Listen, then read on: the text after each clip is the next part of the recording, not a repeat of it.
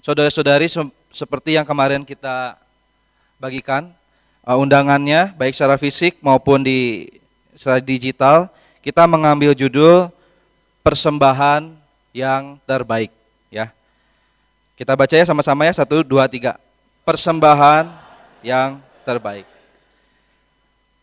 Nah, saudari, kalau kita mendengar kata persembahan, ya, mungkin kebanyakan orang langsung berpikir, oh, persembahan itu adalah manusia ini memberikan, ya, sesuatu kepada Allah.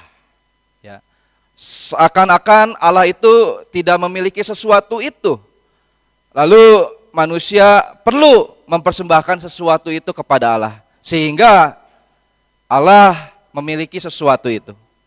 Nah, saudara-saudari, tentu kita perlu kembali ke dalam Alkitab, ya. Kita perlu kembali ke dalam firman Tuhan untuk mengupas, ya, apakah persembahan itu. Saudara-saudari, untuk itu kita harus kembali ke dalam Alkitab. Siapakah, ya, yang pertama kali memberikan contoh persembahan, ya, di dalam Alkitab? Nah, mungkin terbesit, ya. Oh, Kain dan Habel, ya, dia memberikan persembahan. Tetapi saudari, prinsip persembahan sebetulnya adalah prinsip berkurban juga. Dan sosok yang pertama kali memberikan prinsip ini bukan dari Kain dan Habel. Sebetulnya siapa, saudari?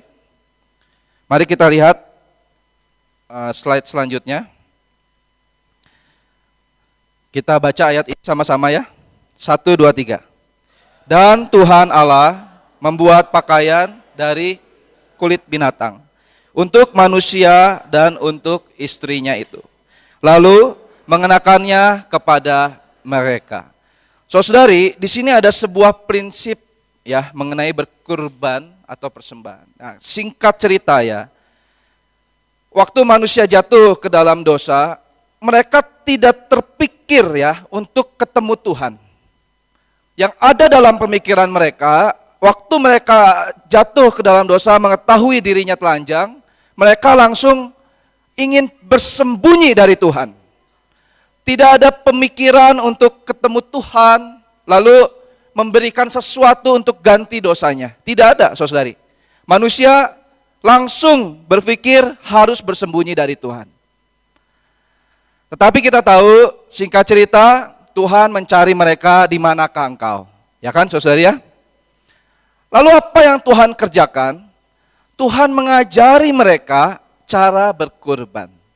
Mereka asalnya tahu dirinya telanjang, mengambil apa, saudari? Mengambil daun pohon ara, lalu membuatnya menjadi cawat bagi tubuh mereka. Mereka mengenakannya sendiri. Ya. Dengan begitu mereka merasa menutupi ketelanjangan mereka. Tetapi saudari, waktu Tuhan datang bertemu dengan Adam dan Hawa, ya, Tuhan mengganti pakaian mereka. Bukan karena pakaiannya jelek, saudari, ya, atau kurang modern gitu, ya, bukan, saudari. Tapi ada sebuah prinsip. Tuhan pertama-tama langkah ketika bertemu dengan mereka, Tuhan mengganti pakaian mereka dengan kulit binatang. Saat itu, saudari, belum ada binatang apapun yang dibunuh. Pertama kali, siapa yang membunuh binatang, saudari? Siapa? Tuhan. Tentu kalau mereka pakai kulit binatang, pakaian dari kulit binatang, ada binatang yang harus disembelih. Ada binatang yang harus mati, saudari. Dan Tuhan memakaikan pakaian itu, kita baca ya, saudari, ayat ini.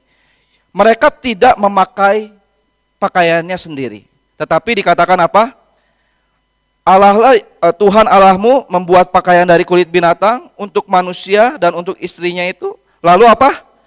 Mengenakannya kepada mereka. Siapa yang mengenakannya ini? Atau memakaikannya ini, saudari? adalah Tuhan, saudari. Manusia nggak terpikir untuk memakai itu sendiri. Saudari, waktu manusia jatuh ke dalam dosa, otak mereka, ya, pikiran mereka, jiwa mereka hanya tahu harus bersembunyi dari Tuhan. Tetapi, saudari, prinsip persembahan, dari sini kita belajar beberapa hal, saudari. Prinsip persembahan itu tidak pernah ada di dalam pemikiran manusia. Prinsip persembahan itu dimulai, diinisiasi oleh Allah itu sendiri. Manusia tidak terfikir bisa mempersembahkan sesuatu kepada Tuhan. Yang mereka pikirkan menutupi kesalahannya, dosanya. Ya. Jadi, saudari, sosok yang memberikan prinsip persembahan adalah Tuhan itu sendiri. Amin, saudari. Nah, sampai sini saya rasa harap bisa jelas ya. Nah, saudari, lalu saudari, prinsip persembahan yang juga, saudari, saya ingin kita baca beberapa poin ini ya, supaya kita tahu beberapa prinsip dari satu ayat tadi ya. Pertama apa, saudari? Persembahan diinisiasi oleh Allah. Yang kedua, manusia tidak memiliki sesuatu apapun untuk apa? Dipersembahkan kepada Allah. Jelas ya, saudari? Yang ketiga, tidak ada persembahan yang berasal dari manusia yang memuaskan hati Allah. Waktu mereka membuat pakaian dari kulit daun pohon ara itu, Tuhan bilang, wah bagus ya pakaiannya ya, wah anak yang baik. Enggak, saudari, Tuhan mengubah pakaian mereka karena tidak memuaskan Tuhan. Ya. Nah, ini yang terpenting. Yang keempat, apa saudari? Bila tidak ada yang mati, tidak ada yang patut dan layak dipersembahkan. Saudari, prinsip persembahan harus ada yang mati. Ya. Kalau tidak ada darah yang tercurah, maka tidak ada yang bisa layak bagi Tuhan. Jadi prinsip persembahan, pertama, persembahan adalah inisiasi dari Allah. Manusia tidak pernah terpikir untuk bisa mempersembahkan kepada Allah. Yang kedua apa? Manusia tidak memiliki sesuatu apapun untuk dipersembahkan kepada Allah. Yang ketiga, tidak ada persembahan yang berasal dari manusia yang memuaskan hati Allah. Yang terakhir, bila tidak ada yang mati atau tidak ada darah, tidak ada yang patut dan layak dipersembahkan. Saudari, bukankah kita seringkali merasa layak ya mempersembahkan sesuatu untuk Tuhan ya? Tuhan, aku ini udah puluhan tahun ya ikut Tuhan ya. Sudah rajin ya melayani dari anak-anak, remaja ya, pemuda ya. Sudah banyak ya diberikan kepada Tuhan. Tuhan, bukankah setiap minggu aku mempersembahkan juga harta ya kepada Tuhan? Tapi saudari, memang baik ya. Ingat saudari, kita beberapa bulan lalu juga belajar ada dua sumber ya. Ada sumber yang berasal dari pohon kehidupan. Juga ada sumber yang berasal dari apa? Pohon pengetahuan baik dan jahat. Tetapi ini dua-duanya dua sumber ya. Hanya ada dua sumber. Pohon pengetahuan baik dan jahat bersumber dari maut ya. Pohon kehidupan bersumber dari Allah. Ya, yang adalah hayat itu. Tidak ada pohon yang ketiga atau keempat, tidak ada. Demikian juga, saudari, dengan persembahan kita. Tidak ada persembahan yang lumayan ya. Wah, lumayanlah saya minimal setiap minggu datang rajin ya beribadah. Lumayanlah persembahan saya. Tidak, saudari. Persembahan kita antara dua. Persembahan kita adalah dari pohon kehidupan atau dari kematian. Tidak ada persembahan yang lumayan ya. Bolehlah kata Tuhan, ini bolehlah. Enggak. Tuhan itu cukup keras terhadap apa yang dipersembahkan kepadanya. Cukup keras. Kalau mau bukti, saudari, setelah kejadian itu nggak lama ada Kain dan Habel mempersembahkan kan, saudari? Jangan dikatakan Kain tidak mempersembahkan yang terbaik, saudari. Dia mempersembahkan yang terbaik dari ladangnya. Kalau dia tidak mempersembahkan yang terbaik, nggak mungkin hatinya panas, saudari. Dia hatinya panas karena sudah merasa yang terbaik untuk Tuhan, tapi Habel yang diterima. Saudari, lihat, yang terbaik menurut Kain saja Tuhan tolak. Maka itu tidak ada persembahan yang lumayan, ya. Aku udah ikut melayani Tuhan lah beberapa tahun lalu, sekarang waktunya santai. Udah ya cukup ya Tuhan, udah lumayan kan aku Tuhan. Nah Tuhan, tidak saudari. Kalau bukan hayat, pasti maut. Maka itu Tuhan betul-betul menolak keras persembahan Kain. Kenapa? Ya ini sedikit melebar sedikit karena kita bahas kulit binatang tadi saudari. Persembahan Kain itu bukan karena ada orang bilang asapnya miring lah apa, bukan saudari ya. Persembahan Kain ditolak Tuhan karena persembahan Kain pun berasal seperti daun pohon ara itu berasal dari tanah, yaitu sayur-sayuran, bahan ladang segala macam. Itu berasal dari tanah. Dan yang berasal dari tanah itu tidak memuaskan hati Tuhan.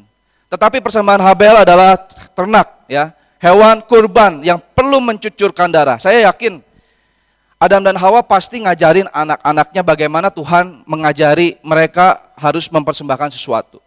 Tapi mungkin Kain ketiduran ya, nggak dengar ya perkataan Adam dan Hawa ya. Ya bahwa waktu dulu mama papa itu bikin pakaian dari daun pohon ara itu nggak boleh sama Tuhan, diganti jadi kulit binatang. Habel ingat, oh ya, berarti prinsip persembahan kepada Tuhan itu harus ada yang mati. Ya, untuk itulah mengapa persembahan persembahan Habel diterima, karena persembahan Habel mengandung sebuah lambang, yaitu sebetulnya adalah lambang Kristus.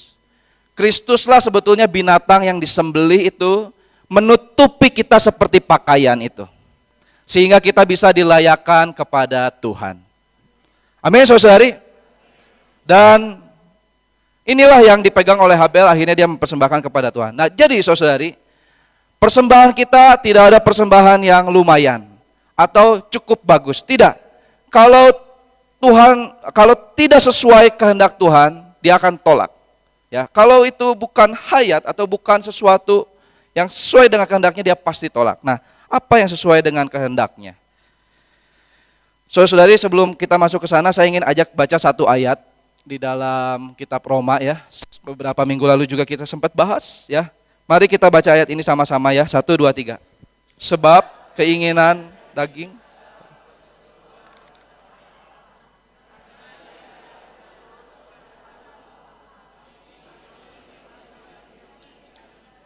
mereka yang hidup dalam daging tidak mungkin berkenan kepada Allah. Jadi saudara, kitab Roma ini pasal 7-nya membahas mengenai hukum Taurat ya. Lalu juga pasal 8 membahas mengenai hukum hayat. Nah, ini keinginan daging di sini bukan keinginan daging untuk berbuat jahat, saudara ya. Keinginan daging di sini adalah keinginan yang baik. Ya, karena sedang membahas keadaan kaum agamawan, juga keadaan orang-orang yang menuruti hukum Taurat. Tentu menuruti hukum Taurat baik atau jahat, saudari? Baik, ya. Tetapi dikatakan di sini keinginan daging, yaitu mengikuti hukum Taurat itu tetap tidak mungkin, ya dikatakan ayat 7, tidak mungkin berkenan baginya. Ayat 8, mereka yang hidup dalam daging, ya, atau mempersembahkan sesuatu kepada Tuhan di dalam daging, tidak mungkin apa? Berkenan kepada Allah. Daging kita ini ingin mempersembahkan sesuatu kepada Tuhan, saudari. Daging kita ini, jangan disangka daging kita ini dosa semua, tidak, saudari. Memang dosa, saudari, tetapi di dalamnya terkandung keinginan untuk mempersembahkan sesuatu kepada Tuhan. Tetapi dikatakan, bila mereka yang hidup di dalam daging itu tidak mungkin berkenan kepada Allah. Hati-hati, saudari.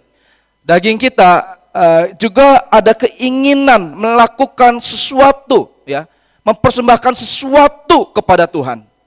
Ya, tetapi tidak berkenan kepada Allah. Amin, saudari.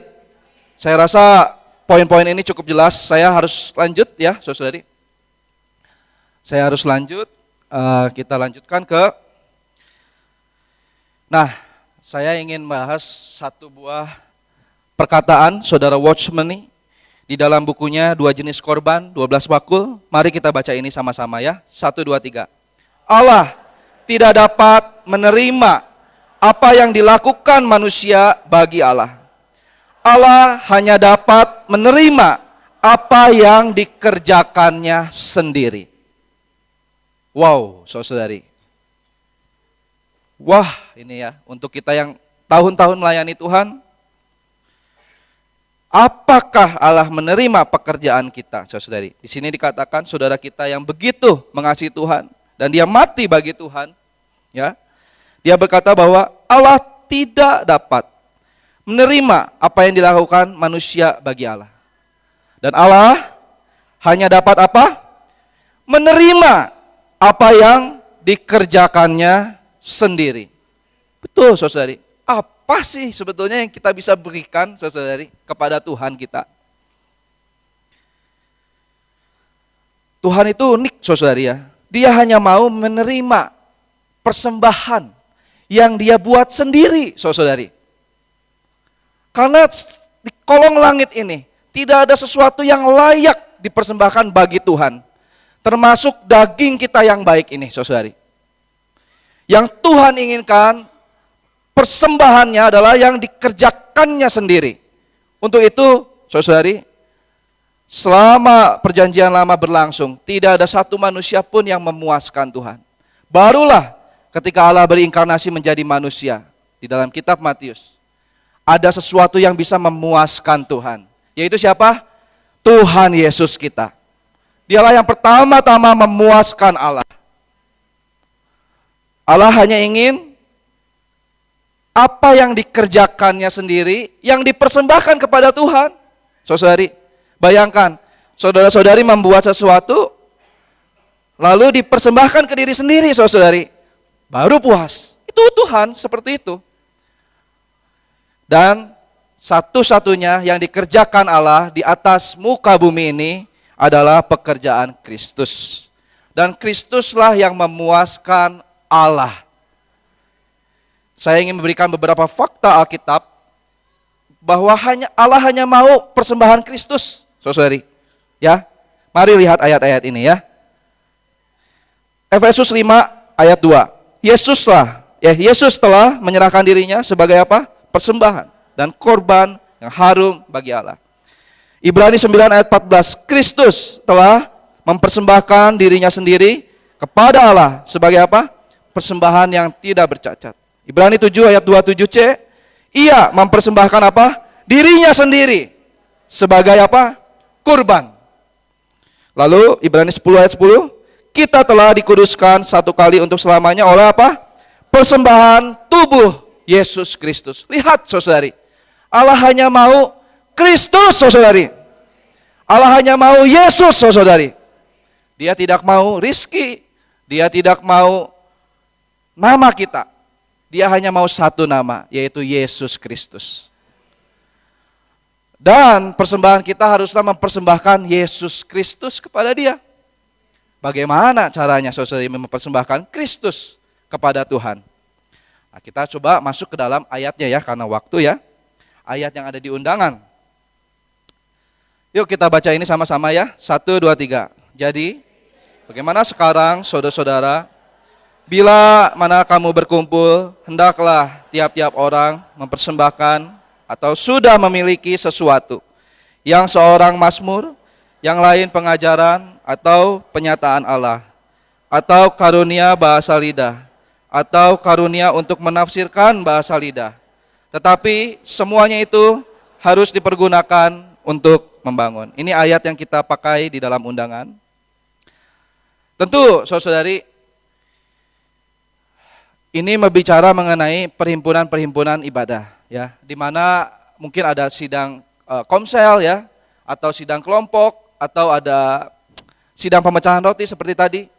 Tuhan ingin setiap orang itu mempersembahkan, tetapi bahasa yang lebih baik, yaitu dalam bahasa aslinya, yaitu apa? Sudah memiliki apa? Sesuatu. kita sudah lewati pembahasan mengenai apa yang harus dipersembahkan, yaitu Kristus. Itu sudah jelas ya. Tetapi bagaimana prakteknya? Tentu di dalam perhimpunan-perhimpunan ibadah. Nah, saudari, kata mempersembahkan di dalam 1 Korintus 14 ayat 26, sebetulnya dalam bahasa aslinya itu sudah memiliki. Jadi datang ke dalam perhimpunan ibadah, entah itu sidang kelompok, sidang doa, komsel, atau sidang pemecahan roti seperti tadi kita laksanakan, kita itu sebetulnya harus sudah memiliki sesuatu. Dari rumah sudah memiliki sesuatu. Baru waktu berhimpun dipersembahkan. Ya. Nah, bagaimana kita bisa memiliki sesuatu ini, saudari? Dan sesuatu ini apa, saudari? Apa? Sesuatu ini ya Kristus, saudari. Dalam bentuk kita bisa apa? Bermazmur, ya, atau apa? Pengajaran, atau penyataan Allah, atau waktu sidang. Karena kita memiliki Kristus yang cukup, ya, yang limpah, kita bisa bernyanyi dengan sungguh-sungguh. Itu Kristus yang dipersembahkan. Karena kita sudah bawa dari rumah. Doa dengan sungguh-sungguh. Dengerin orang doa, dengarkan dengan sungguh-sungguh penuh roh. Itu mempersembahkan Kristus. Nah, saya ingin bacakan beberapa ayat penting ya. Di dalam Keluaran pasal 23 ayat 15c. Yuk kita baca sama-sama. 1, 2, 3. Janganlah orang menghadap ke hadiratku dengan tangan hampa. Ya, ini waktu bangsa Israel keluar dari tanah Mesir. Mereka harus mendirikan mezbah. Setiap orang perlu mempersembahkan sesuatu, tidak boleh dengan tangan hampa. Ini dalam perhimpunan-perhimpunan umat Israel ya. Saya ingin juga bacakan Maleakhi 1 ayat 7, 8, 10. Kamu apa? Membawa roti cemar ke atas apa? Mezbahku. Tetapi berkata, dengan cara bagaimanakah kami mencemarkannya? Dengan cara menyangka meja Tuhan boleh dihinakan. Nah, saya bacakan saja ya, sesuai dengarkan ayat 8.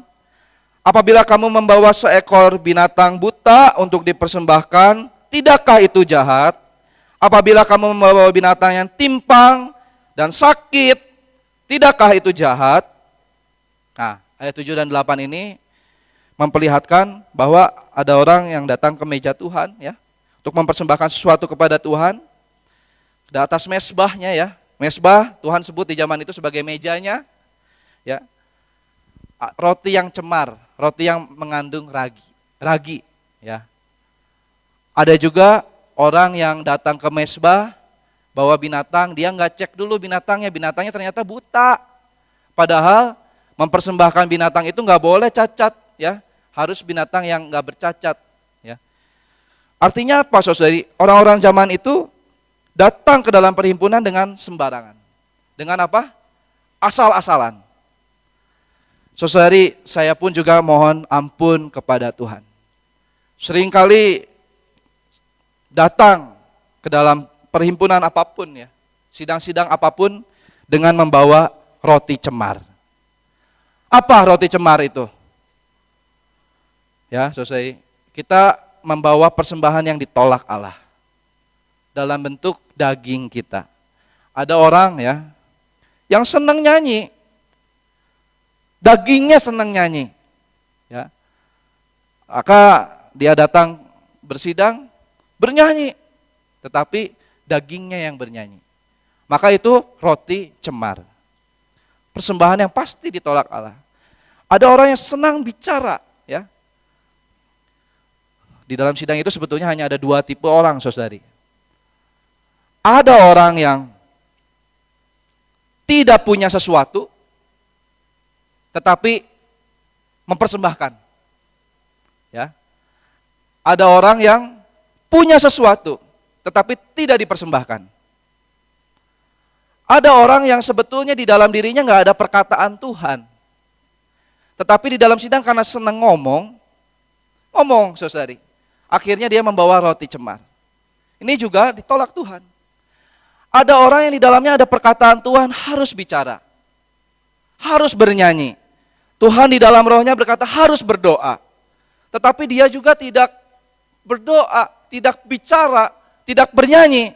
Ini seperti membawa binatang yang buta. tidak layak bagi Tuhan. Dan hasilnya apa ayat 10?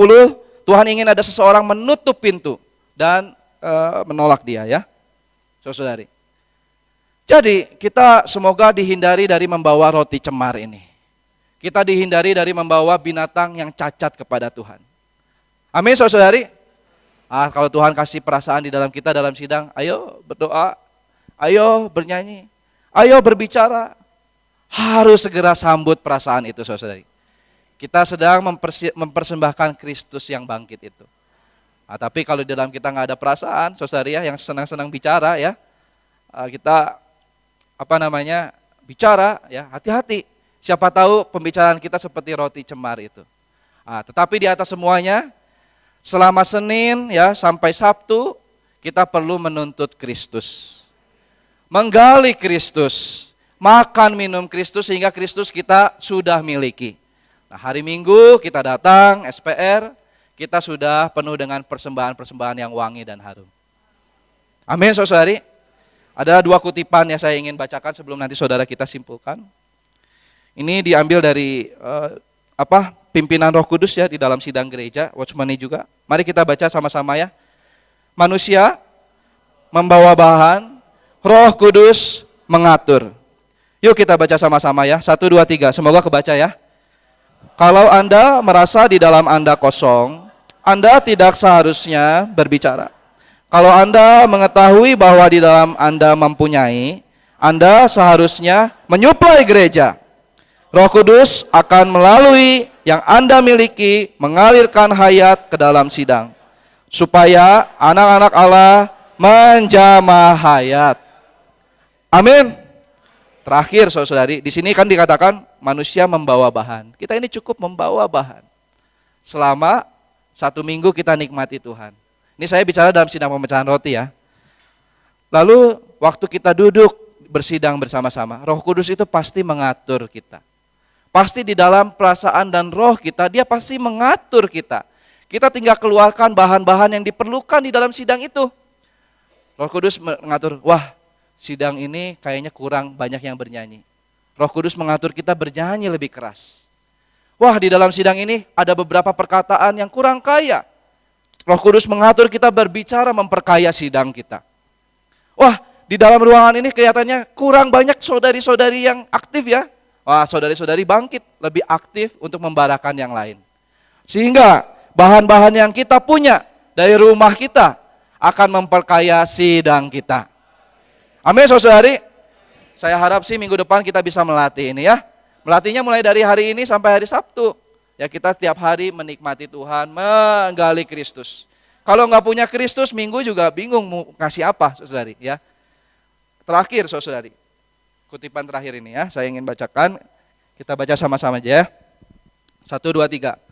Persoalan menyuplai atau persembahan rohani dalam sidang, kita selesaikan bukan ketika kita sampai di tempat sidang, melainkan ketika kita di rumah sudah menyelesaikannya. Kita di rumah adalah orang yang bagaimana, ketika kita datang bersidang juga merupakan orang yang bagaimana. Apa yang dikatakan mempersembahkan bukanlah kegemaran seseorang, bukanlah produk pikirannya sendiri, juga bukan dorongan emosi, melainkan sehari-hari mendapatkan sesuatu dari belajar di depan Allah. Sesuatu yang terbentuk di dalam roh. Ya kita baca lebih kuat. Simpanan rohani ini adalah yang kita punyai, yang dapat kita persembahkan dalam sidang gereja menurut pimpinan Roh Kudus untuk menyuplai gerejanya. Amin. Semoga saudari kita berlatih memiliki Kristus. Ya jangan sampai kita membawa persembahan-persembahan kain ke dalam sidang Tuhan. Jangan sampai kita membawa persembahan roti cemar ke dalam sidang Tuhan.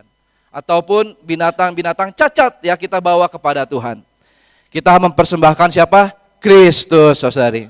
Tapi caranya tiap hari harus ada penuntutan yang ketat ya. Pagi hari kita gereja ada sidang penjagalan pagi jam 5 ada. Lalu jam berapa? Jam 6.30 ada ya Andi ya? Ada. Jam 7 di balai ada ya. Kalau saudara-saudara mau join jam berapapun gereja siap ya, sama-sama menyuplai Kristus bersama ya. Sehingga minggu kita penuh dengan persembahan-persembahan kepada Tuhan. Ya tentu saudari ada yang bertanya ya mengenai persembahan harta ya sedikitnya. Nanti itu mungkin di cara mengatur keuangan minggu depan kita akan sedikit bahas apa itu model persembahan harta itu ya. Nanti kita lihat cara mengatur keuangan di minggu depan. Tetapi saudari beban hari ini semoga saudari bisa dapatkan. Kita nyanyikan sebuah kidung ya sebelum nanti saudara kita akan simpulkan. Kidung 626 bait 6, 7 dan 8 ya.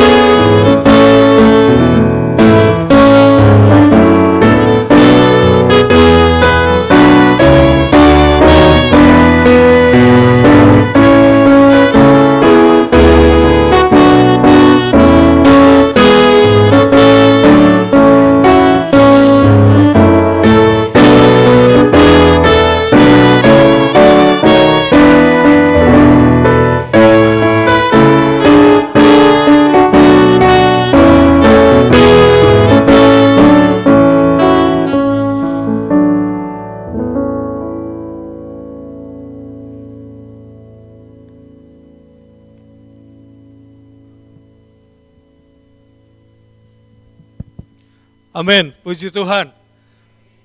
Ketika kita mendengar mengenai perkara mempersembahkan, mungkin konsep kita tadi disampaikan bahwa sudah mulai terpikir yang pertama adalah mempersembahkan harta, ya kan? Lalu mempersembahkan apalagi yang kita bisa tenaga, mempersembahkan pikiran, memberikan segala hal yang kita miliki, ya kan, untuk Allah. Itu tidaklah salah. Tetapi di sini kita berbicara adalah judulnya apa? Bisa dikeluarkan judulnya? Yang kita baca sekarang adalah judulnya apa? Mana keluar? Mempersembahkan. Nah ini, kita baca sama-sama. Persembahan yang terbaik. Sekali lagi, persembahan yang terbaik. Saudari, ya saya udah mempersembahkan harta, saya mempersembahkan pikiran, saya mempersembahkan apapun untuk Tuhan, untuk gereja, untuk saudara-saudari. Baik tidak? Baik. Tetapi kita melihat hal ini, ada persembahan yang terbaik. Persembahan yang terbaik adalah bukan dari apa yang kita kerjakan, tetapi apa yang Allah kerjakan, itulah persembahan yang terbaik. Sering kita berkonsep, nanti kalau udah kaya saya baru bisa persembahan, atau saya melakukan ini bagi Allah. Tidak, bukan hal itu yang kita garis bawahi siang hari ini. Tetapi bagaimana kita tahu Allah bekerja, Allah melakukan aktivitas, dan apa yang Allah kerjakan di atas diri kita ini menjadi persembahan yang terbaik. Jadi Allah bekerja di atas diri kita dulu, baru kita bisa mempersembahkan pekerjaan Allah di atas diri kita menjadi persembahan yang terbaik. Hari ini bahkan kita berkonsep, oh cukup persembahan kita adalah persembahan 10%, ada hal-hal yang konsep kita adalah nilai materi yang kita berikan kepada Allah. Tetapi persembahan yang terbaik adalah Allah menggarapkan dirinya ke atas diri kita dan kita berikan, itulah persembahan yang terbaik. Saudari, yang Allah inginkan bukanlah produk dari pekerjaan kita, Tetapi yang Allah inginkan adalah produk yang dikerjakan Allah di atas diri kita.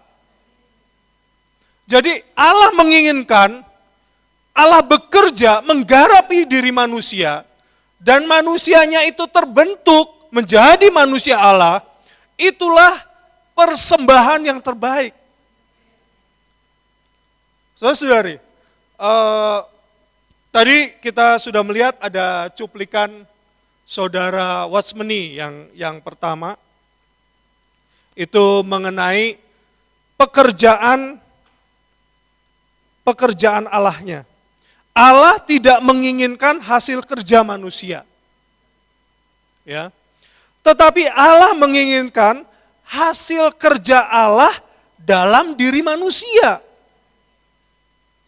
Tetapi konsep kita adalah bagaimana kita berusaha mendapatkan sesuatu, baru kita persembahkan kepada Allah.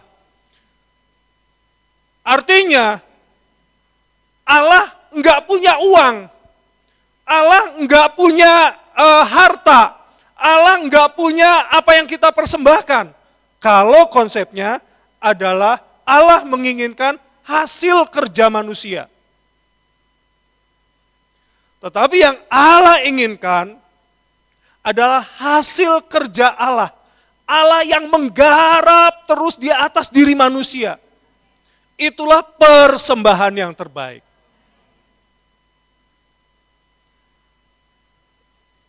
Ya, ini ya. Nah, lalu kita melihat lagi ada apa sih? Atau bagaimana hasil kerja Allah di dalam diri manusia. Kalau konsep mengenai hasil kerja manusia, kita udah langsung punya gambaran hasil kerja manusia.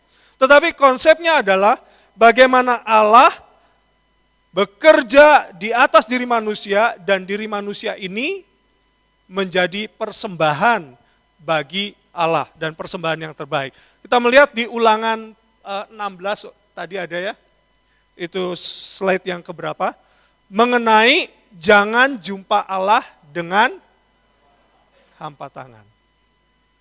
Ada nggak? Ya, sambil menunggu ditayangkan, kita berkidung. Ada kidungnya. Jangan jumpa Allah dengan tangan hampa. Berapa? Ya, suplemen berapa?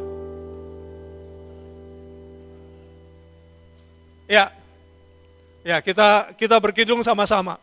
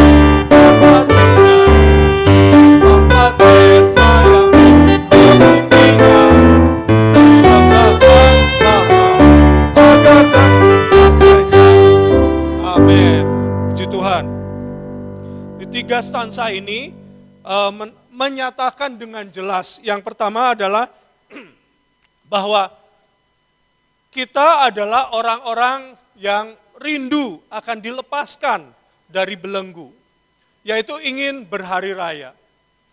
Ya, karena pada waktu hari raya sajalah kita bisa menikmati segala kelimpahan.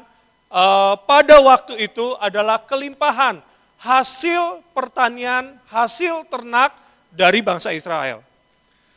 Lalu yang kedua adalah mengenai perkara tempatnya. Tempatnya harus tepat. Tempatnya harus tepat, ya, yaitu di Yerusalem. Ya, kalau tidak di Yerusalem maka salah, tidak diperkenan oleh Allah. Jadi tempatnya pun harus tepat.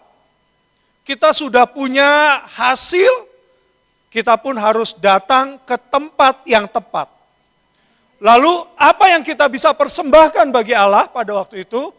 Yaitu ada merpati, ada kambing, domba, ada tepung-tepungan, ada minyak, apapun dipersembahkan bagi Allah.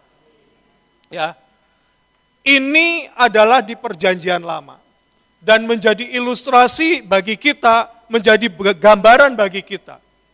Yang pertama, seumur hidup kita di dalam perjanjian baru, seumur hidup kita adalah selalu kondisi yang berat.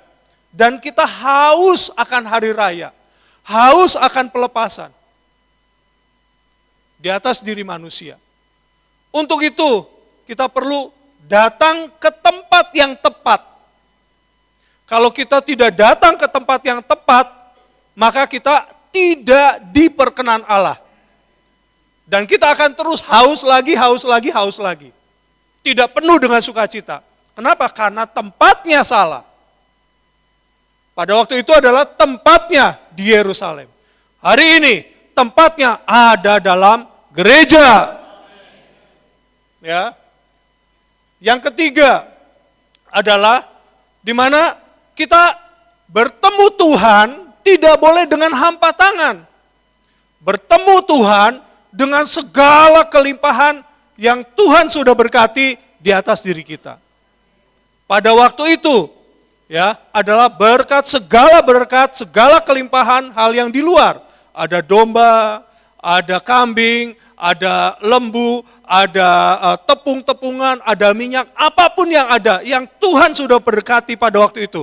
Mereka bawa dipersembahkan kepada Allah di tempat yang tepat, yaitu di Yerusalem. Hari ini, saudara-saudari, kita pun demikian. Kalau pada waktu bangsa Israel mendapatkan lembu dari mana? Mendapatkan domba dari mana? Mendapatkan tepung dari mana? Enggak, oh ya beli ke warung gitu kan. Enggak, saudara. Ya, tetapi mereka beternak. Mereka menanam. Ya, mereka memperdayakan, melakukan. Ya, bertani, bercocok tanam, bahkan beternak, semua mereka lakukan sendiri. Sehingga apa yang mereka lakukan sendiri itu menjadi persembahan yang diperkenan. Hari ini kita mungkin menganggap, oh ya udah, yang penting kita membayar persembahan, memberikan persembahan. Tetapi yang terbaik adalah kita harus menggarap diri Kristus setiap waktu. Sehingga pada waktu hari Tuhan, kita berkumpul di dalam gereja, memberikan persembahan yang terbaik bagi Tuhan. Hari ini adalah kita harusnya memiliki domba yang kita ternak terus. Memiliki lembu yang kita ternak terus di rumah kita. Yaitu bagaimana? Yaitu kita setiap hari kita datang kepada Tuhan untuk terus menernak lembu ini, menumbuhkan gandum ini setiap hari. Karena mereka pada waktu itu menggarap tanaman, menggarap lembu, memberi makannya itu setiap hari. Hari ini Kita harus datang kepada Tuhan setiap hari. Tuhan digarap di atas diri kita. Ya. Tuhan bekerja di atas diri kita setiap hari. Dan kelimpahan pengalaman Tuhan yang sedemikian menjadi berkat yang besar yang bisa kita persembahkan, menjadi persembahan yang terbaik bagi Tuhan. Mungkin senangnya kita instan ya, sesuatu yang instan. Mie instan, ya kan? Dan kita juga kemarin kita di camp itu barisan yang menunggu mie instan, ya kan? Lebih panjang ya, yang wah banyak, mulai dari anak kecil sampai orang tua, mie instan lebih disenangi. Padahal sebelahnya ada makanan yang baik ya, walaupun itu ada ayam, lalu ada apa lagi, tapi barisan mie instan lebih banyak. Ini membuktikan bahwa kita tuh senengnya yang instan-instan. Tetapi untuk menggarap Tuhan di atas diri kita tidak bisa instan. Karena Allah menginginkan penggarapan Allah di atas diri kita setiap waktu agar kita penuh dengan kelimpahan Allah. Nah, kelimpahan Allah yang sedemikian ketika kita berkumpul menjadi suatu persembahan yang terbaik. Inilah yang Allah inginkan. Saudari, kita perlu belajar bahwa setiap hari saya harus mendapatkan Allah. Allah harus terkonstitusi di atas diri kita. Bila demikian, maka saya bisa memiliki sesuatu yang bisa dipersembahkan.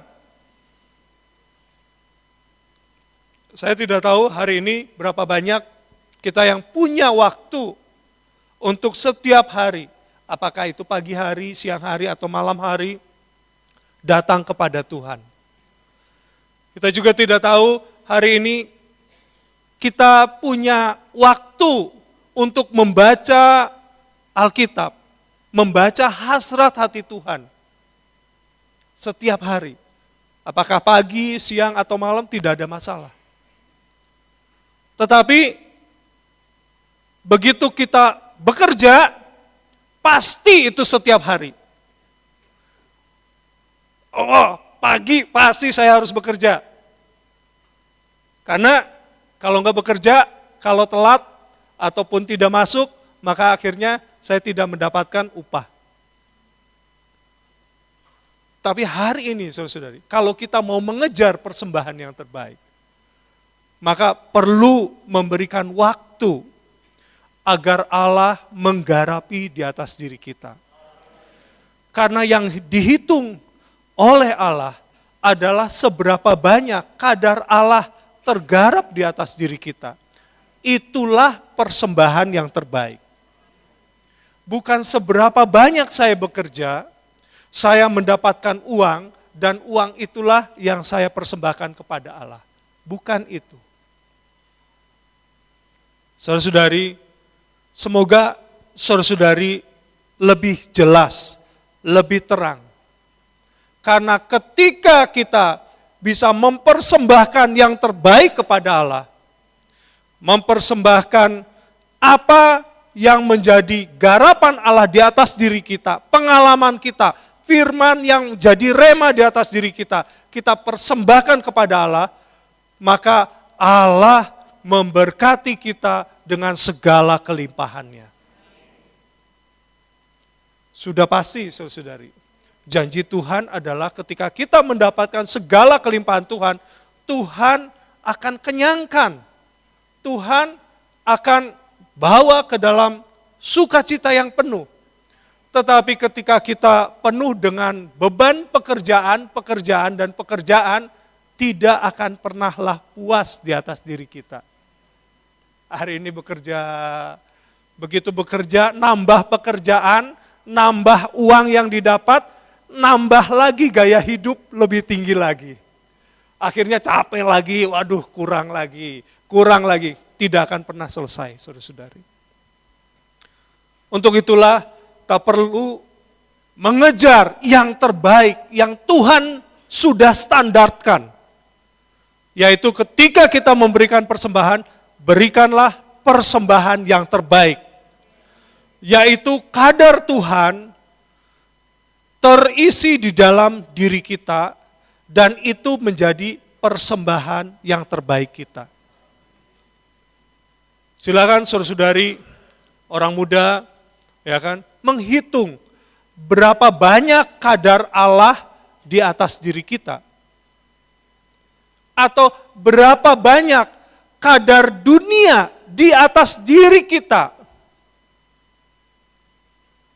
Hari ini mungkin terutama dengan segala kecanggihan dunia, ya kan, media sosial ataupun entertain melalui media sosial membawa manusia, terutama orang-orang muda, semakin banyak lagi, ya kan, memperhatikan gadget, memperhatikan handphone. Bahkan ada yang 22 jam, 20 jam dia memperhatikan handphone, memperhatikan multimedia seperti itu. Ini orang-orang muda, ini faktanya. Untuk makan, ke toilet, tidur aja udah nggak dipikirkan oleh mereka. Apalagi untuk segala hal yang bisa mendatangkan persembahan yang terbaik bagi Tuhan. Tapi semoga melalui ini, terutama saudara-saudari muda, mari kita perhatikan ada kehendak hati Allah. Yaitu ketika kita memberikan persembahan, berikanlah persembahan yang terbaik. Apa persembahan yang terbaik? Adalah kadar Allah semakin tersusun di atas diri manusia. Itulah persembahan kita yang terbaik bagi Allah. Semoga melalui ini, saudari, kita terus diterangi oleh Tuhan.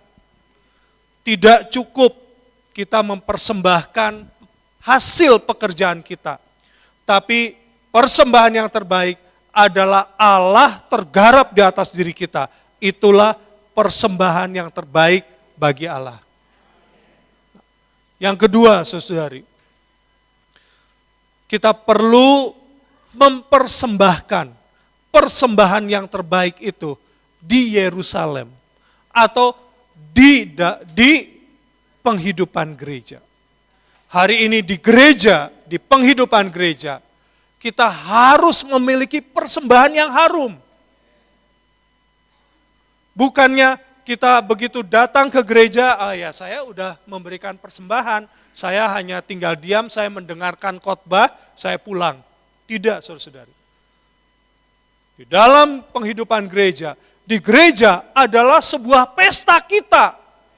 Tadi dikatakan bahwa kita berhari raya di dalam gereja. Kalau kita berhari raya di dalam gereja, maka kita penuh dengan sukacita, penuh dengan ucapan syukur, penuh dengan kidung pujian. Untuk itu, saudara-saudari, kita berharap di rumah kita menggarap Kristus, menghasilkan Kristus makin banyak di atas diri kita. Di dalam penghidupan gereja, di gereja kita bersidang, kita memamerkan kelimpahan Kristus. Tidak ada yang diam, tidak ada yang bisu, tidak ada yang tidak memamerkan. Kenapa? Karena setiap hari kita sudah menggarap Kristus tersusun di atas diri kita. Semoga saudari, melalui demikian kita diperkenan Tuhan. Kita mendapatkan kelimpahan Tuhan, bahkan mendapatkan berkat Tuhan.